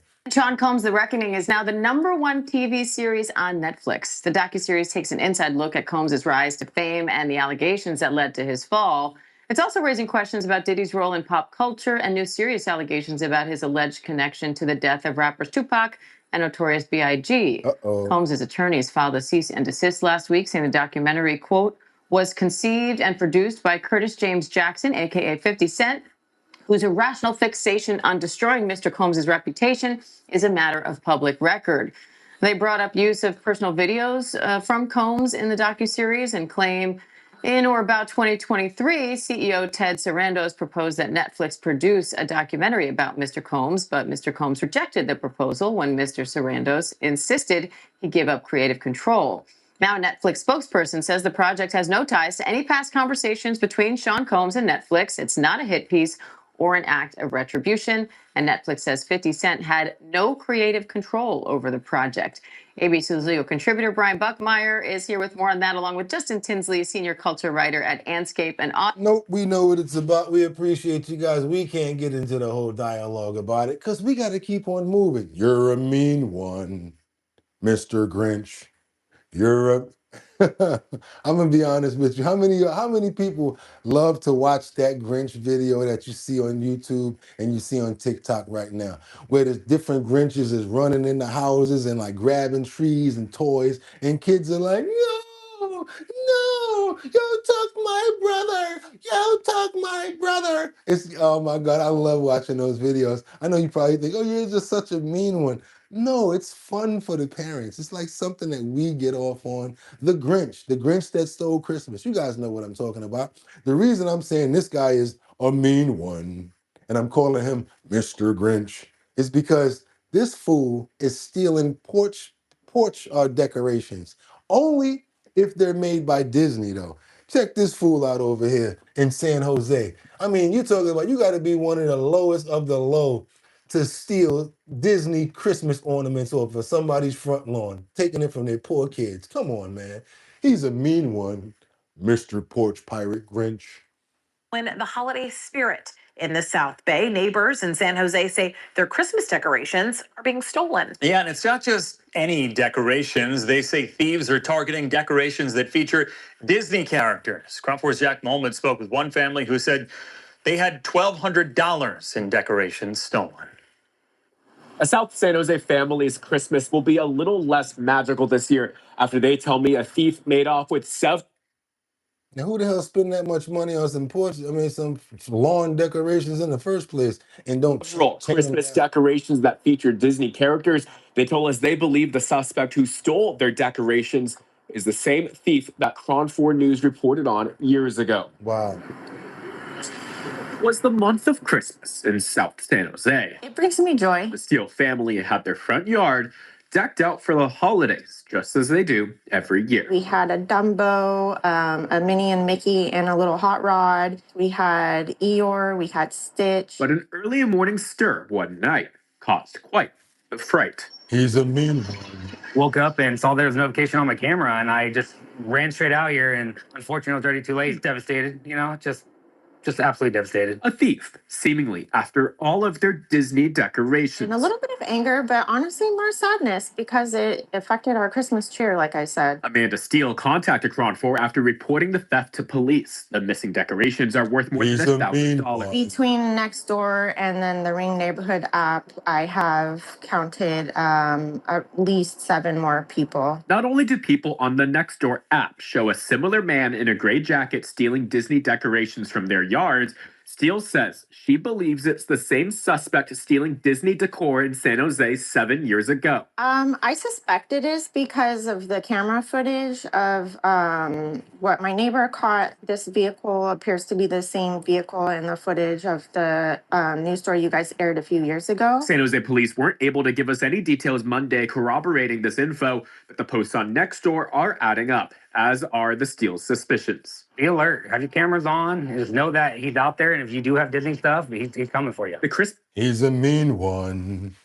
Mr. Porch Theft Grinch. Sorry to say it, you guys. I hate to report stories like that, but you want to keep stuff like that, you probably want to chain it down or be a little better than watching it, or get you a pit bull and make sure you got a trap door. So soon as somebody come over there messing around, and let them aim for ankles and buns. Speaking of ankles and buns, we got this one man, no pun intended, who had on an ankle monitor, and for some strange reason, he got. They assume he was trying to steal copper. Let's get on into this story right here, you guys. You talking about a coincidence that led to something terrible? Feel sorry about this situation, but hey, maybe you need to choose wiser things and not try to steal. Investigators say when the man tried to scale that pole, it broke, sending him tumbling to the ground, those live wires on top of him. Authorities say a man made a fatal mistake when he came in contact with live electrical wires after he tried to climb a power pole. More than likely an attempt to steal copper. We are familiar that that's been going around, or happening a lot here recently. The man was electrocuted after investigators say he attempted to scale the wooden pole to get his hands on the copper wire from the phone lines. But the pole on Green Hill Place off Raymond Road broke, sending the man tumbling to the ground with live wires on top of him. So you couldn't approach him. So we had to wait for energy to get there to kill the power before anybody could actually approach that individual. When the man in Jackson died, who fell to the ground, he broke his leg. Police say he was wearing an ankle bracelet on one of his legs. They used that information to help identify him. Now, authorities were initially stumped. They thought the man was an elderly woman because he was lying face down under those live wires, wearing a wig. For now, we're live at JPD headquarters. Ross Adams, 16 WAPT News. So he went out there to try to cut some live wires with a wig on so that they could say a lady was stealing wire. And look what happened. Karma's a bitch, ain't it? Karma's a bitch, ain't it?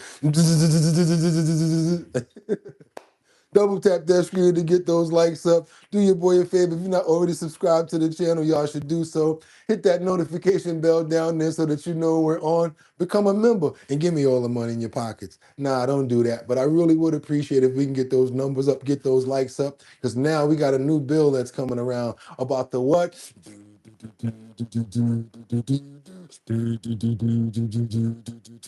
We're coming in the party with the spliffers and see. That's the really place a lot of people want to be.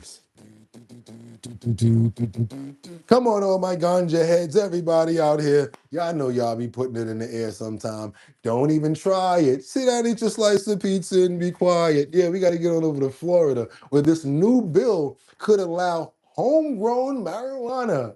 Homegrown ganja. It raises questions for the cannabis industry. That's right, you guys.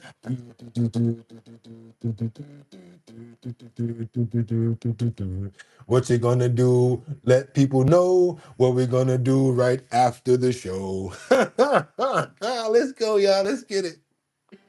Would you ever consider growing your own marijuana? Right now it is illegal, but a new proposed bill in the Florida legislature would allow you to do it. Yeah. People like, yo, Bugatti, what are you doing? What are you doing? Play that, play that. And if recreational marijuana becomes legal, it would generate billions in tax revenue and create tens of thousands of jobs. Gulf Coast News chief political reporter Dave Elias shows us a one-of-a-kind cannabis cafe that just opened in Cape Coral. Well, the city of Cape Coral just got this new 3,000 square foot cannabis cafe. Whoa. And it is the first place in the entire state of Florida and most of the country where you can sit down and actually enjoy a mixed drink of alcohol and a side shot of THC. Well, it's pretty popular in Cape Coral. Seed and Bean requires a cannabis license as well as an alcohol license. It's a huge responsibility for us, but it's something we can offer to the public that nobody else can. Along with a full menu, alcohol, and CBD and THC infused products. As we are one of the first in the country, first in the state, without a doubt, that had. Now, what they said the name of this place was? Where's this at? That need to be a road trip that we go on, right, y'all?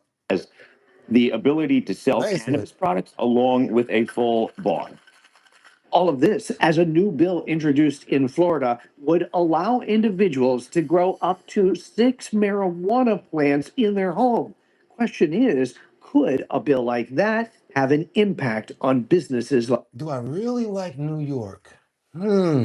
like this? I can kind of equate that to, I can grow tomatoes and cucumbers in my backyard, but I still go to the grocery stores. And it seems patrons like Joan Fujikawa agree. If you can grow tomatoes and lettuce, why not marijuana for recreational use? Seed and Bean owner Cole Peacock and other experts call the bill a long shot. Regulated product that is safe, secure, that's tested, that's approved, that we know when you get it, it is 100% pure. The bill also says that homegrown plants could only come from state-approved dispensaries.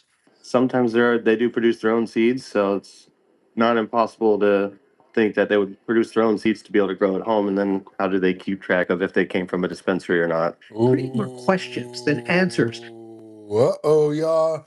I don't know, but a lot of people might be thinking about moving down to the Gulf Coast after seeing that one. It looks a little more attractive to a lot of people. Now, can y'all believe that this is a dog? Is this a dog? Come on now. How is that possibly a dog right there, y'all? Looks like a little teddy bear. That's a dog. Check this out. That's crazy, right? Look. That's a puppy.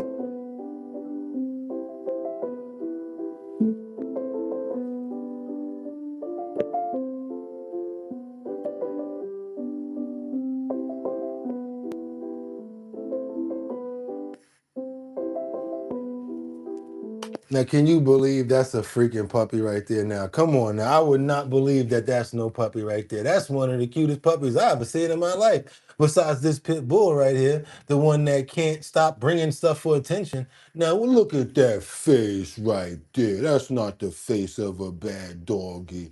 That's the face of a good dog right there, right? We got this Pitty right here who loves attention. This one right here, what Pitty does for attention. Check this out. A little too early. Every day, Maya will pick up something in the house and bring it to you. Like, hey, Mom, thought you might need this. Are you being naughty? One time, Bree tried to do the washing. I am supposed to fold that. And found Maya was already doing it for her. Did you help me unload? And then she was so proud after helping with the groceries. Surely Mom has to give us some extra love now. Good job, Maya. Go feed the birds. A year ago, nobody imagined Maya would change like this. The truth is, Maya started out super shy. She'd been rescued as a young pup, abandoned in the middle of winter. The shelter said she shook in fear whenever people came in. And she was so skinny. She's gorgeous. Come on now. So Bree wanted to help her as much as possible. The first days weren't easy. It seemed Maya might never come out of her shell. And on top of it all, she didn't want to eat. Bree's other dogs worked very hard to make Maya feel at home. Good girls. Let's go.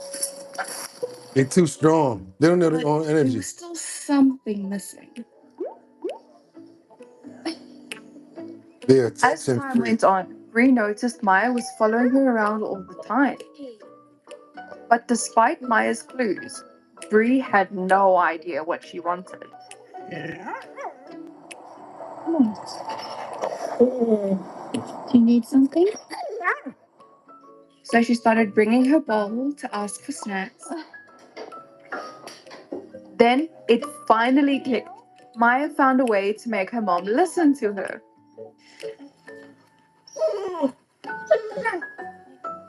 And now she helps mom with everything around the house. As long as mom repays her with attention, of course. What? She said treats work too. Y'all know we love animals over here. Y'all know I could have played that for the rest of the show. Yeah, but that's how we do around here. Because you know we love the animals and we love to do it. Especially the American pit bulls. Those are my favorite, especially. And if you're trying to make some money, money, money, money, hit that link in the description and you'll be able to make up to, oh, there's a lot in there today. It was one survey for 600 and the other one was for like 150. There's about $750 worth of surveys in the link in the description.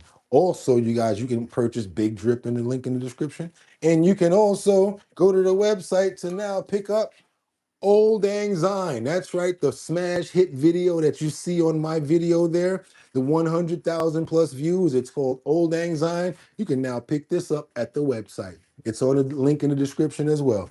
I updated the description and the links, updated the email contact information, the links in the descriptions. Everything is updated right now. You guys want to get in contact with me to send me an email about the promo that we're about to talk about right now that you have to send over in a 1080 by 1080 size frame if you're trying to get your business out there to be promoted. That's right. I don't know if you're a lawyer, you're a traveling salesman, you might be a lawn doctor, whatever you are. If you're trying to promote your business, send us over the promo. I'll put it up in the post notification area and more than 60,000 people will get to see your promo. That's right. Or you have to be a subscribe or a member to our channel because we try to help each other out over here. This is our platform, not just mine. Also, you guys, y'all know what I'm about to say, right? If you're trying to make some money, money, money, money, that's right, you guys. We got it coming up right here. The Show Your Talent search. We're looking for locations in Brooklyn. That's the talent show where you can make 250 bucks in the borough, or we might have to cash app you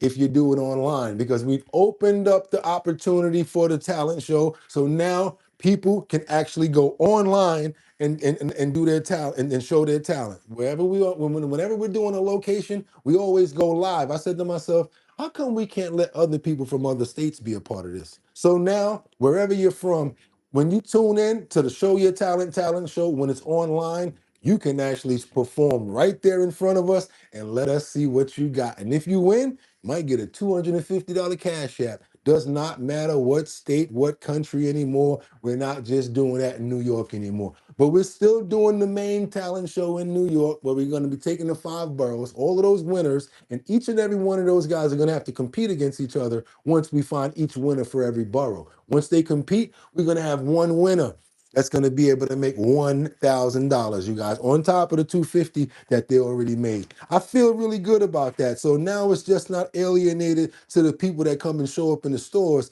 Now, when we go live, somebody can request to be in the video. You guys are going to be able to see them too. They're going to be like, "Boop, I want to go live right now and do my talent show. And I want to see what they got. If they win, they might be the one receiving that 250. That's how we do it over here. We like to show love to everybody and try to give back to each other. Let's get those prayers out for Thursday morning for Batty Lynn.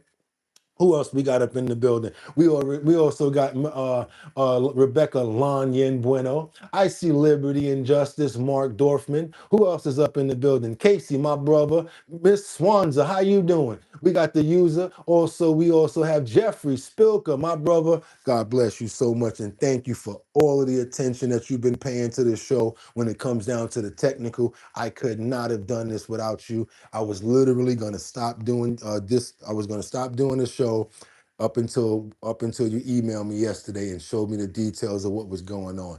That is a real good help. God bless you, and I really want to give you a special blessing for doing that. Thank you so much. Also, we got the user, Batty Lynn, Sky. Who else is that right there? I see Frank Hernandez, Matthew Fetty, Terry. Who else we got up in here? Now we looking like we back. There go Michael. There we go. We got some people up in there this morning. As long as you guys have a fantastic day, you know what I want to say? Amen. Everybody's safe and sound and have a good one. Y'all know what we about to say, right? Because we back here tomorrow. It's going to be another fantastic day. We back on top, trending topics, current events, and then my antics and all the fun that we have. Want you guys to have a fantastic day. And remember, I always say it, and we proved it. Problems present opportunities. The next step for our show is OBS. We're now going after this. We're going after turning that video around so you guys can see this and see this operation much better. We're going to have to go green screen, and it's going to be much better.